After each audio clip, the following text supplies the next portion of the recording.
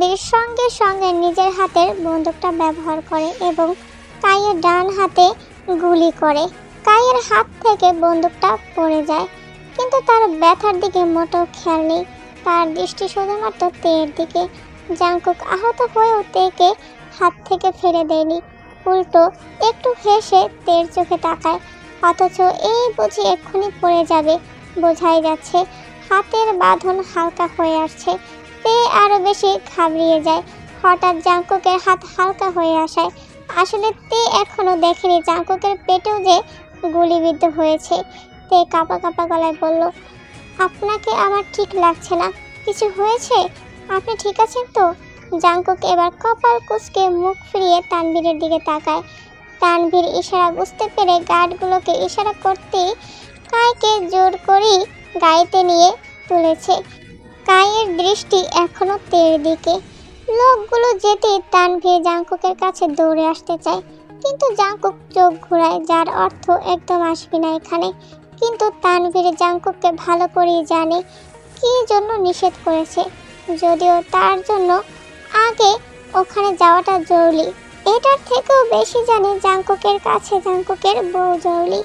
তানভীর দৌড়ে এসে পেছন থেকে একটা গাড়ি নিয়ে জাংকুকের সামনে আসে। তে জাংকুকের কোল থেকে নামার জন্য কয়েকবার চেষ্টা করছে, কিন্তু জাংকুক নামতে দিচ্ছে না। তেরও কি চলার মতো শক্তি আছে? তখন থেকে হাত থেকে রক্ত পড়ছে, এই বুঝি জ্ঞান হারাবে। জাংকুক প্রথমে তানভীরকে নামতে বলে, কিন্তু তানভীর এই মুহূর্তে কিছুতেই একা ফিরে যাবে না, তাই ঠাই বসে আছে। জাংকুক বিরক্ত হয়ে পেছনের সিটে তেকে বসিয়ে নিজে উঠে বসে। তের চোখে মাত্রই বিষয়টি পড়েছে। জাংকুককে এমন অবস্থায় দেখে তে হকচকিয়ে ওঠে। কত জায়গায় হাত রেখে বলতে লাগলো, কি হয়েছে আপনার? কখন হলো? সত্যি করে বলুন, গুলিটা লেগেছিল তাই না? কেন বললেন না আমায়? জিজ্ঞাসা করেছিলাম না আমি? তের চোখে পানি। জাংকুক একটু হাসার চেষ্টা করে, কিন্তু তানভীরের কথাটা শুনে ভেতরে রাগ জমে। ভাবি, আপনার ওনার কিছু অংশ ছিঁড়ে একটু স্যারের পেটে বেঁধে দিন জলদি। এত রক্ত ঝরছে, আমার খুব ভয় করছে ভাবি, প্লিজ জলদি করুন একটু। তে সম্মতি জানিয়ে ওড়নাটা শরীর থেকে খোলার জন্যই হাত রাখতেই জাংকুক তের হাত ধরে কাতর গলায় বলল, একদম না। তারপর কোনো রকমে সিট থেকে হালকা উঠে সামনের দুটো সিটের মাঝ থেকে হালকা মাথা ঢুকিয়ে তানভীরকে বলল, মেরুর গ্লাসটা ভাঙ। স্যার, এ কি করছেন? আপনি বসুন না জায়গায়, এটা ভাঙতে যাব কেন? শুনবি নাকি আমাকেই করতে হবে? তে কান্না জড়ানো গলায় বলল, আপনি বসুন না প্লিজ, দেখুন না কি হয়েছে, কত রক্তক্ষরণ হচ্ছে। জাংকুক তের কথায় পাত্তা না দিয়ে কিছুটা ঝুঁকে তানভীরের অপেক্ষা না করে আচমকা খালি হাতে গ্লাসটা ঘুষি মারে। কাঁচগুলো খণ্ড বিখণ্ড হয়ে তানভীরের শরীরে পড়ে। তানভীর হঠাৎ এমন ব্রেক চেপে চোখ বন্ধ করে নেয়। এতে তের মাথাটা হালকা বাড়ি খায় সামনের সিটে। জাংকুক নিজের জায়গায় এসে বসে। তানভীরকে বলল, ফার্স্ট। তানভীরের যদিও তেমন কিছু হয়নি, শুধু হাতের উপরটায় দুটো কাচের ধার লেগেছিল। এখন এসবে মন নেই। গাড়ি স্টার্ট করে আস্তে ধীরে শরীর থেকে কাঁচগুলো সরাতে থাকে। তার বোঝা হয়ে গেছে জাংকুকের এমনটা করার কারণ কি। মানুষ কিভাবে এতটা জেলাসি হয়, নাকি সাইকো টাইপ, খোদাই জানে। জাংকুকের হাত থেকেও এবার রক্ত টিপ টিপ করে পড়ে। তে কিছু বলার আগেই জাংকুক তের ওড়নাটা শরীর থেকে নিয়ে এক সাইডে থেকে একটু ছিঁড়ে তেকে কিছু বলবে তার আগেই তে বলল, আমি বেঁধে দেই, দিন না। আপনি কি পাগল? সত্যি করে বলুন, একে তো পেট চিরে রক্ত ঝরছে, তার উপর এটা কি রকম? এটা কেন করলেন? গাড়ির গ্লাসটা এভাবে ভাঙার কোনো মানে আছে? নিজের ভালোটা দেখছি এখনো বোঝেন না। জাংকুক তের কথায় পাত্তা না দিয়ে তের যেই হাতে ছুরি দিয়েছিল সেই হাতটা ধরে নিজের কাছে নিয়ে ওনার অংশটা সেই স্থানটায় বেঁধে দিতে দিতে থেমে থেমে বলল, খুব মেরেছে? আর কোথায় ব্যথা দিয়েছে বলো আমায়। তে নিজের হাত জাংকুকের কাছ থেকে সরিয়ে নিয়ে একটু চেঁচিয়ে বলল, আমি এখন ছোট নেই ভাইয়া, আমার কেয়ার করতে হবে না, এখন নিজের দিকে একটু দেখেন আগে। জাংকুক কিছু বলল না, পিঠটা সিটের দিকে এলিয়ে দিল। এক হাত সিটের উপরে মেলে দিয়ে চোখ বন্ধ করে মাথাটা কাত করে দীর্ঘ শ্বাস ফেলে অন্য হাত রক্ত পড়া স্থানে। তের শরীর কাঁপছে, ঠান্ডা নাকি ভয় সেটা বোঝা যাচ্ছে না। ওড়নাটা আরেকটু ছিঁড়ে প্রথমে জাঙ্কুকের পেটে ক্ষত স্থান থেকে হাতটা সরিয়ে কাঁপতে কাঁপতে বলল, এত রক্ত! এইটুকু বলি ঠোঁট উল্টে একটু আওয়াজ করে কাঁপতে লাগলো। আবার নিজের চোখ মুছে জাঙ্কুকের কালো শার্টটার নিচ থেকে একটা বোতাম খুলে একটু উপরে উঠিয়ে জাঙ্কুককে ধরতে বলল। জাঙ্কুক আগের মতোই শব্দহীন তে কান্না মিশ্রিত গলায় বলল, প্লিজ ধরুন না আগে এটা, তারপর যা করার বা যা কিছু বলার বলবেন। জাঙ্কুকের তবু কোনো কথা নেই। তে এবার জাঙ্কুকের জন্য অপেক্ষা না করে শার্টের সবগুলো বোতাম খুলে উন্মুক্ত করলো। তে জলদি করে সেই জায়গায় ওড়নাটা বাঁধতে শুরু করে। জাঙ্কুকও তের সুবিধার জন্য একটু সামনে আসে যেন পেছন দিক থেকে কাপড়ের টুকরোটা টানতে কষ্ট না হয়। আপাতত একটু রক্তটা কমছে, তবু যেন ওড়না ভেদ করে রক্তের হালকা ভাব প্রকাশিত হচ্ছে। তারপর জাঙ্কুকে ডান হাতও বেঁধে দিয়েছে, একটু আগে গ্লাসটা ভাঙার ফলে যে ক্ষতটা হয়েছিল সেখানে। আপনি কি কোনোদিন ঠিক হবেন না ভাইয়া? এমন কেন আপনি? নিজের ভালোটা কবে বুঝবেন? বলবেন আমায় প্লিজ? জাঙ্কুক হালকা হেসে শরীরে জড়ানো শার্টটা খুলতে লাগলো। খুব ঠান্ডা লাগছে, এসে গেছি, আর একটু ধৈর্য ধরুন প্লিজ। জাঙ্কুক কথা না বাড়িয়ে শার্টটা খুলে তের কাছে দিল, পরে নেই। এটা কেন? কিছু একটা প্রশ্ন করতে গিয়ে আবার থেমে যায়। এমনিতেই নিশ্চিত কপালে দুঃখ আছে, এখন যদি প্রশ্ন করে তবে তো। আর কিছু না ভেবে শার্টটা পরে নিল তে। তানভীর এতক্ষণ চুপ ছিল, তার বোঝা হয়ে গেছে কথা বলা মানি তার জন্য সর্বনাশ। হসপিটালের সামনে এসে গাড়ি থামলো, অতঃপর জাঙ্কুককে হসপিটালের ভেতরে নেওয়া হলো। কিন্তু জাঙ্কুক তেকে গাড়ির ভেতর থেকে নামতে দিল না। তে বারবার দরজা ধাক্কিয়ে যাচ্ছে, কিন্তু জাঙ্কুক তানভীরকে সোজা না বলে দিয়েছে খুলতে।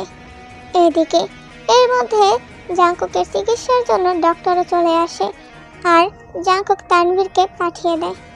তানভীর গাড়ির মধ্যে এসেই স্টার্ট দিতে যাবে, তখনই তে বলে উঠল, প্লিজ ভাইয়া আমাকে নামিয়ে দিন না, স্যার বারণ করেছে, এর ব্যতিক্রম করতে পারবো না। তে কান্না গলায় বারবার রিকোয়েস্ট করলেও তার রিকোয়েস্টে পাত্তা দিল না তানভীর। স্যারের নির্দেশ ভাঙার ক্ষমতা তার নেই। অতঃপর বাড়ির সামনে চলে যায় গাড়ি। তে চোখে জল মুছে বাড়ির সামনে গিয়ে কলিং বেল বাজাতে, ঠিক সেই মুহূর্তে সায়নও পেছন থেকে হাঁপাতে হাঁপাতে বলে উঠল, তে। তে একটু কেঁপে ওঠে হঠাৎ আওয়াজ শুনে, কিন্তু পেছন ফিরে সায়নকে দেখে ভয়টা কেটে যায়। সায়নও ভেজা শরীরে দৌড়ে এসে তেকে বলতে লাগলো, এভাবে কোথায় চলে গিয়েছিলি? হ্যাঁ, কেন এমন করেছিস? এতগুলো বছর দূরে থেকে কি লাভ হলো তোর? কারো কথা কি মনে পড়েনি? এতটা নির্দয় নিষ্ঠুর তুই তো ছিলি না। তে স্বাভাবিক শান্তভাবে বলল, এসব নিয়ে প্লিজ এখন কথা বলতে চাচ্ছি না ভাইয়া। সাইনও ভাবছে হয়তো আপসেট আছে, তাই কথা না বাড়িয়ে বলল, ঠিক আছে ভেতরে চল। এইটুকু বলে তের হাতে চোখ পড়ল। ওনার উপর দিয়েও পানির সাথে মিশে কালারহীন বৃষ্টির পানি লাল হয়ে টপকে পড়ছে। সাইনও তের হাত ধরে কচিয়ে বলল, এসব কি তে? কি করেছে? সাইনও আরও কিছু বলতে গিয়ে আটকে যায়, কারণ তে সাইনোর থেকে নিজের হাতটা সরিয়ে নিয়ে যায়। বললাম তো পরে এসব নিয়ে কথা হবে। পর মুহূর্তে সাইনোর দিকে ফিরে বলল, একটু হসপিটালে যাবেন প্লিজ? হাতে বেশি লেগেছে, অনেক রক্ত বের হচ্ছে, হসপিটালে গেলেই ভালো হবে। চল জলদি। আমার জন্য নয়, ওনার অবস্থা খুব বাজেভাবে অস্বাভাবিকতায় চলে গেছে ভীষণ। জাঙ্কুকের কথা মুখে নেওয়ার সাথে সাথে তের গলা ভেজা হয়ে আসে। সায়নও প্রথমে না বুঝলেও পর মুহূর্তে তার বুঝে আসে তে কার কথা বলছে। কি হয়েছে জাঙ্কুকের, জলদি বল, কোথায় ও? অতঃপর তে বলল, জাঙ্কুকের গুলি লেগেছে আর ভীষণ রক্ত ঝরেছে। সায়নও দেরি না করে ভেজা অবস্থায় বেরিয়ে যায় হসপিটালের উদ্দেশ্যে। আর এদিকে সার্ভেন্টের দরজা খুলতেই তে কোনো কথা না বলে উপরে গিয়ে প্রথমেই নিজের সেই আগের রুমটাতেই ঢুকলো, কিন্তু নেই কিছুই, ফাঁকা রুম। তাই ওখানে আর না থেকে জাংকুকের রুমে গেল। রুমের দরজা খোলা দেখে একটু অবাক হলো। আপাতত তের এই মুহূর্তে নিজেকে হার্টবিট ছাড়া মানুষ মনে হচ্ছে। ভেতরে গিয়ে প্রথমে কবাট খুলে জাংকুকের একটা টি শার্ট নিয়ে আর একটা জাংকুকের প্যান্ট হাতে নিয়ে শাওয়ারে ঢুকলো, কিন্তু পানিটা ছাড়তেই কেমন যেন নিজের ভিতরে সবটা কষ্ট বেরিয়ে এলো 2 মিনিট পর। খুব কাঁদতে ইচ্ছে হচ্ছে চিৎকার করে আজ, তবে নিজের জন্য নয়, তার জন্য। জাংকুকের অবস্থার কথা ভেবে 2 হাতে মুখ চেপে ধরে কেঁদে যাচ্ছে তে। কিন্তু আজ কেন এমন লাগছে নিজেকে? তার থেকেই তো পালাতে চেয়েছিলাম, তবে কেন আবার তারই জন্যই? আচ্ছা, উনি কিভাবে জানলেন আমি ওখানে আছি? আচ্ছা, উনি কি আগে থেকেই জানেন? আমাকে নজরবন্দি করে রেখেছে আগে থেকেই? নয়তো জানলেন কিভাবে আমি শবনমের হাতে? আমি ভুল করেছি, তাই না? ওই শবনমের কাছে গিয়ে আমি ভুল করেছি। এতটা তীব্র ঘৃণা আমার ভিতরে চেপেছিল যে কোনটা ভুল কোনটা ঠিক সবটা গুলিয়ে ফেলছিলাম। কিন্তু ভাইয়াও তো ঠিক ছিল না। তবে কেন মনে হচ্ছে ভাইয়া ভুল করেও ঠিক? কিছুক্ষণের মধ্যেই রোজি আর তেরও কথোপকথন হয়ে যায়। আর তখনই কথায় কথায় রোজিও বলে দেয় সব ঘটনা, যে তের বাবা মাকে লিজা কিডন্যাপ করেছিল আর জাংকুককে বিয়ের জন্য ব্ল্যাকমেল করেছিল। কিন্তু এসব কিছুই সফল হয়নি। তানবীর কিছুদিন পরেই তের বাবা মাকে ফিরিয়ে আনে। তের মাথায় যেন বাজ পড়ল, সব কিছু তার জন্য ছিল। উনি সত্যিই আমার ভালোর জন্য এসব করেছিলেন। তবে কি আমি এতগুলো দিন ভুল বুঝে এসেছি ওনাকে? তে একটু নরম গলায় বলল, রোজি, তুই কি সত্যি বলছিস এগুলো? তোর কি মনে হচ্ছে আমাকে দেখে ফাজলামি করছি তোর সাথে? তুই জানিস তোর চলে যাওয়ার পর সবার কি অবস্থা হয়েছিল? মানলাম ভাই একটু সাইকো টাইপ, সামান্যতে রিয়েক্ট করে বেশি, কিন্তু তাই বলে চলে যাবি এভাবে?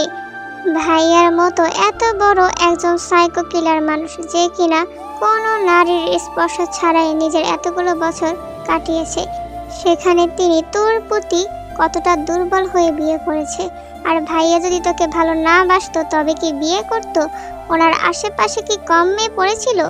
আচ্ছা মানলাম ভাইয়ের ব্যবহার তোর একদম ধৈর্যের সীমা অতিক্রম ছাড়িয়েছিল, তাই বলে কারো পরখ করবি না? আমাদের কথা একবারও ভেবেছিস তুই? আমরা কি তোর কেউ ছিলাম না? আর তোর চাচা যান যে তোকে এত মায়া মমতা দিয়েছে, আচ্ছা চলে গিয়েছিস রাগে, তাই বলে এতটাই রাগ ছিল যে একটু খবর নিবি না? এতটা পরিবর্তন করে নিবি নিজেকে? সামনে এসেও পরিচয় দিবি না? এর যেন এই মুহূর্তে কিছু ভাবতে পারছে না, চোখের কোণায় হালকা পানি জমে। এখন বুঝতে পারছিস ভাইয়া কাল তোকে কেন আটকে রেখেছিল? ভাইয়া তোকে আগেই চিনেছে এই কারণে, নয়তো ভাইয়া এমন করে আটকিয়ে রাখতো না কোনো মেয়েকে। তে আরেকটু ধাক্কা খেলো মনে হয়। তের ঠোঁট জোড়া কাঁপছে, হাত দিয়ে জল মুছতে মুছতে ঠিক বাচ্চাদের মতো করে বলল, কি সব বলে যাচ্ছিস তুই? ইচ্ছে করে বলছিস তাই না আমাকে দুর্বল বানানোর জন্য? নয়তো ওনার সাথে আমার বিয়ে কখন হলো? এসব তো মিথ্যে। তার মানে তোর প্রতিটা কথাই মিথ্যে? আমাকে দেখে তোর এখনো মিথ্যা মনে হচ্ছে এই কথাগুলো? তে তুই কি সত্যিই জানিস না কিচ্ছু? ভাইয়া তোকে বলেনি কখনো? মনে আছে সেদিনের কথা, যেদিন খাবার টেবিলে ভাইয়া তোকে কিছু পেপারে সাইন করিয়েছিল এবং বড়দের সাইন নেওয়ার কথা বলেছিল? ভুলে গিয়েছিস সব? ওখানে তোদের রেজিস্ট্রি হয়েছিল। তোর এখন কি করা উচিত? সত্যি বিয়ে হয়েছিল? যদি তাই হয়ে থাকে বলেননি কেন আমায়? আমি তো জিজ্ঞাসা করেছিলাম। তাহলে সেদিন রাতে যা হয়েছিল সবটা ওনার অধিকার, কিন্তু এমন আচরণ করেছিলেন কেন? আমাকে বললেই তো হতো। নাকি এর পেছনেও কোনো কারণ আছে যেটা আমার জানা নেই? তে হঠাৎ রোজিকে জড়িয়ে ধরে কাঁপা কাঁপা গলায় বলতে লাগলো, রোজি পাগল তুই, বিশ্বাস কর আমাকে। আমাকে দেখে যতটা স্ট্রং মনে হয় আমি ততটাই ভেতরে ছটফট করি। প্রতিটা মুহূর্ত সবাইকে মিস করেছি, কিন্তু আমি কি করব? আমার সাথে সেদিন রাতে ভাইয়া এটুকু বলে থেমে যায়। যাই হোক, আমি সহ্য করতে পারিনি সেই দিন রাতের ব্যবহারটা। বিশ্বাস কর আমি জানতাম না এত সব। এর মধ্যে জেনিও চলে আসলো, এসেই তেকে জড়িয়ে ধরলো। অবশেষে তিন বান্ধবী এক হলো আবার একসাথে।